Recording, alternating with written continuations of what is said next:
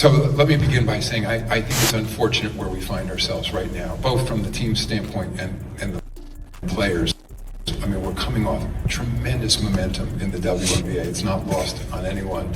You know, I feel like in the last few years in particular, the league has turned a corner in terms of fan interest, commercial success, popularity of players. So let me begin by saying I think it is unfortunate where we find ourselves right now, both from the team standpoint and the players.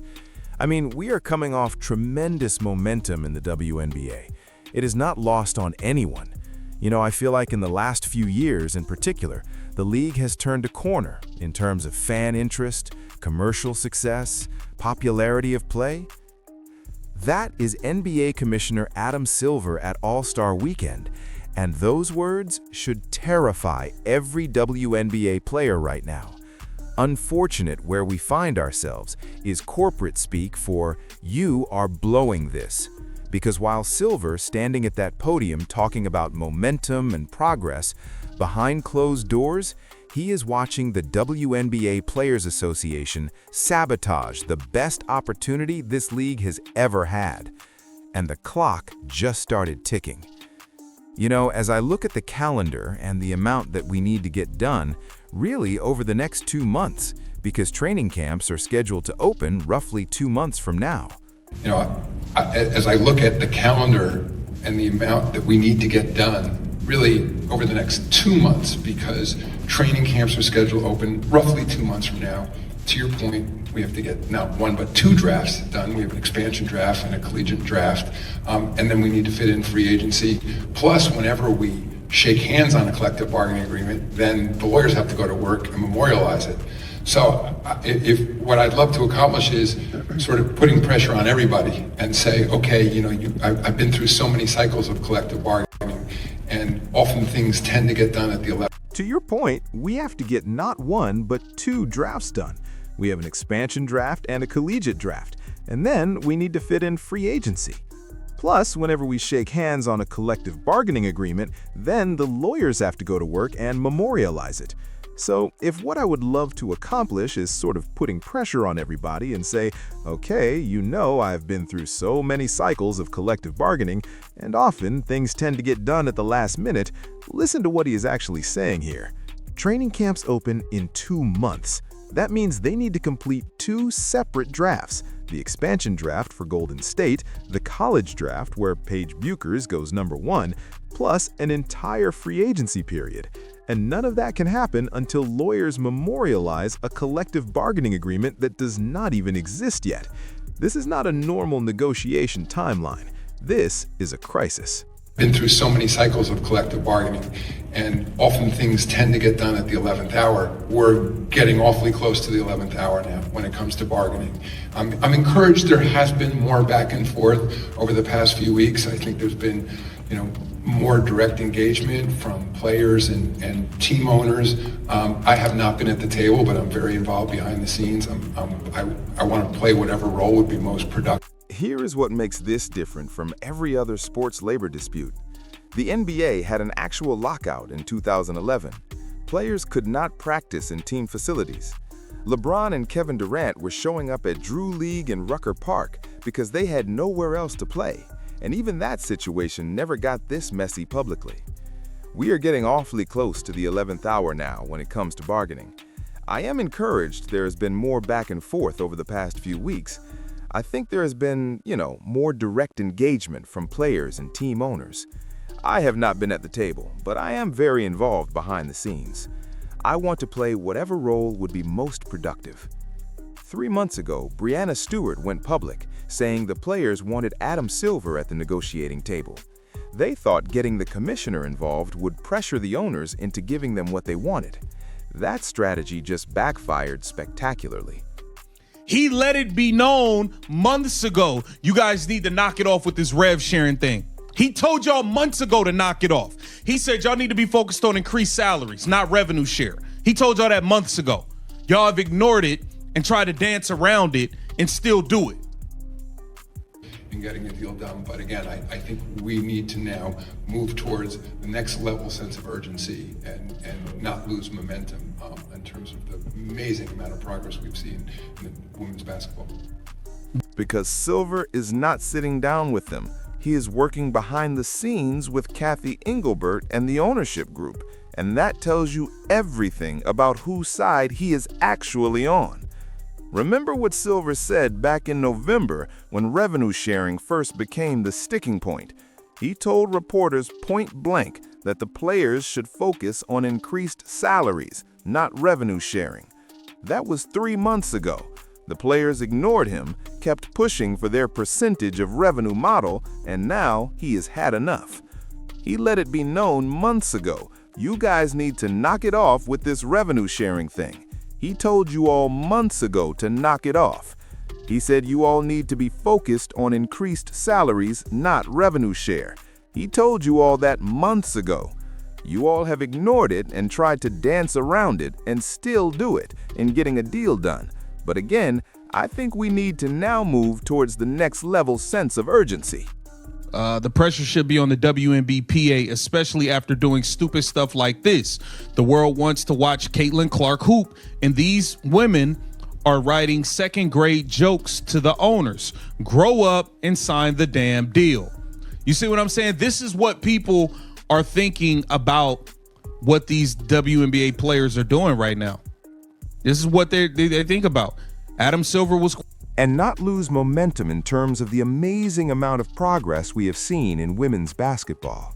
That is the sound of a commissioner who has been through NBA negotiations, where billions of dollars are actually on the table, looking at WNBA players demanding revenue sharing for a league that has lost money for 28 consecutive years.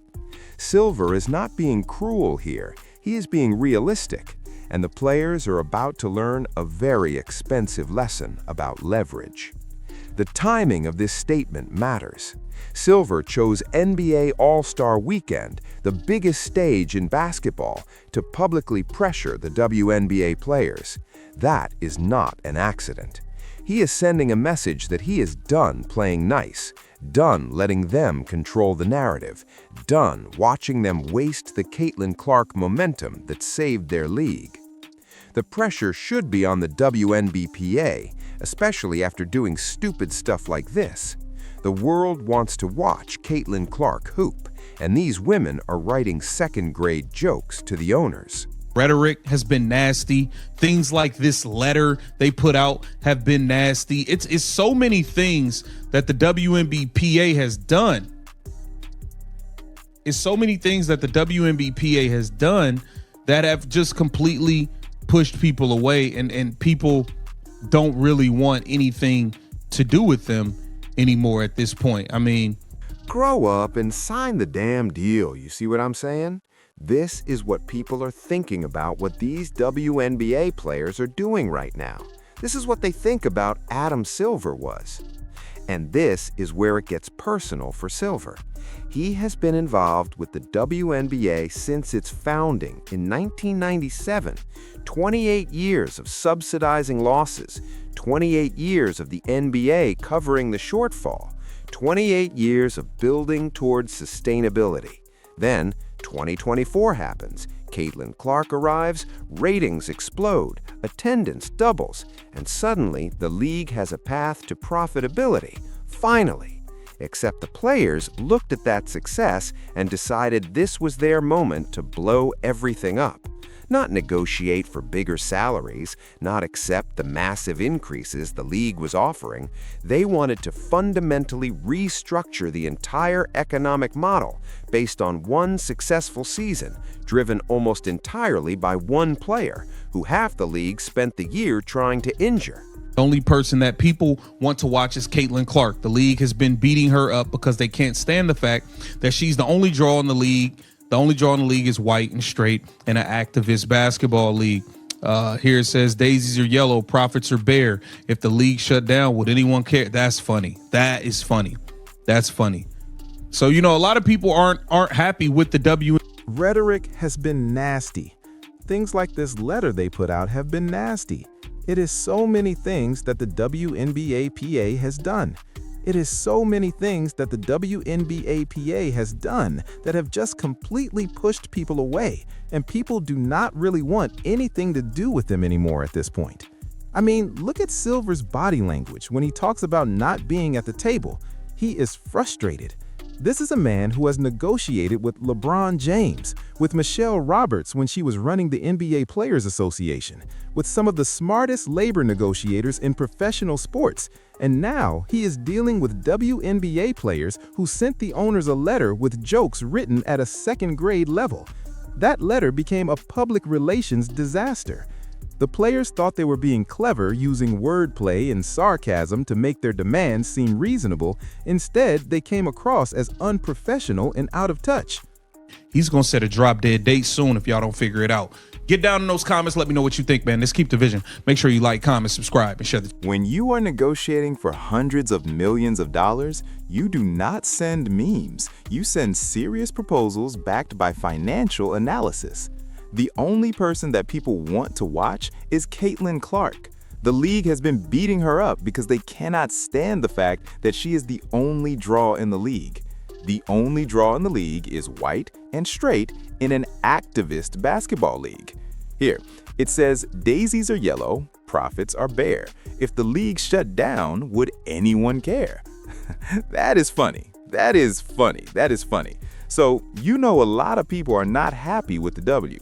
The players made a critical miscalculation. They assumed public support would pressure the owners into caving, so they went on social media, did interviews, tried to paint themselves as workers fighting greedy billionaires. Except the public looked at the actual numbers and sided with the owners. Because when you are demanding revenue sharing for a league that has never made a profit, you do not look like labor activists. You look entitled. And Adam Silver sees all of this. He sees the public perception shifting against the players. He sees the momentum from the Caitlin Clark season evaporating. He sees the very real possibility that this league could miss the start of its 30th season because the players' union will not accept economic reality. He is going to set a drop-dead date soon. If you all do not figure it out, get down in those comments. Let me know what you think, man. Let us keep the vision. Make sure you like, comment, subscribe, and share. So here's what's actually happening behind the scenes. Silver is not at the negotiating table because his presence would make things worse.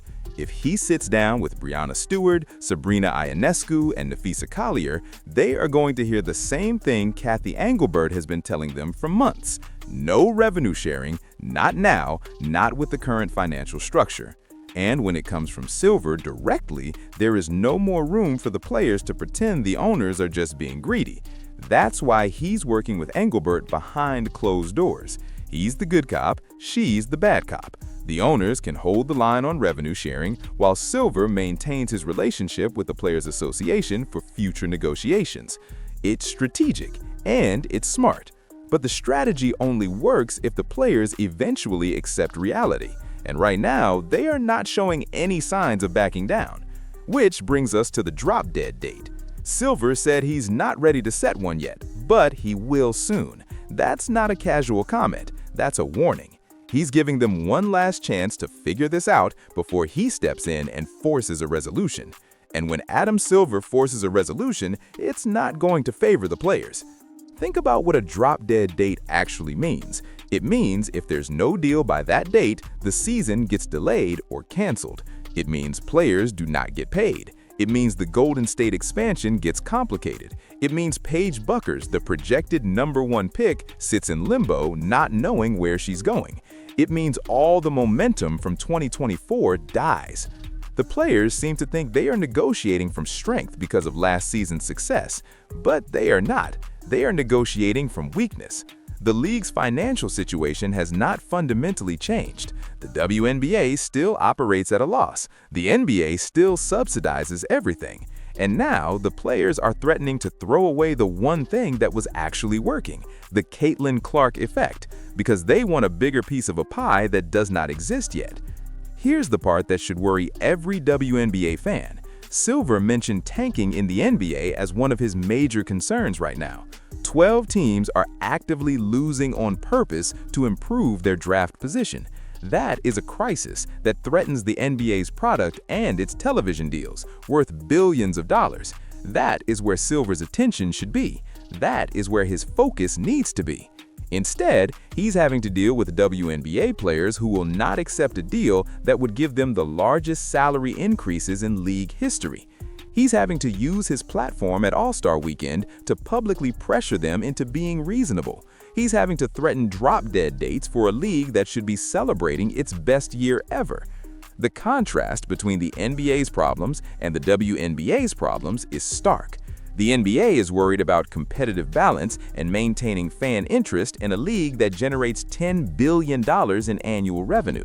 The WNBA is worried about whether its players will accept getting paid more money to play basketball. And that's what makes this so frustrating for Silver. He's not fighting against the players, he's fighting for them. He wants the WNBA to succeed. He wants the players to make more money. He wants the league to build on last season's momentum. But he also knows that revenue sharing right now would be a disaster. It would lock the league into a financial structure that could prevent future growth. It would give players a percentage of revenue that might actually decrease their earnings if ratings drop back to pre-Caitlin levels. And that's the truth, whether the WNBA Players Association or anyone else wants to admit it or not. Adam Silver is done playing nice. The clock is ticking, the drop-dead date is coming, and the players are about to learn a very expensive lesson about leverage.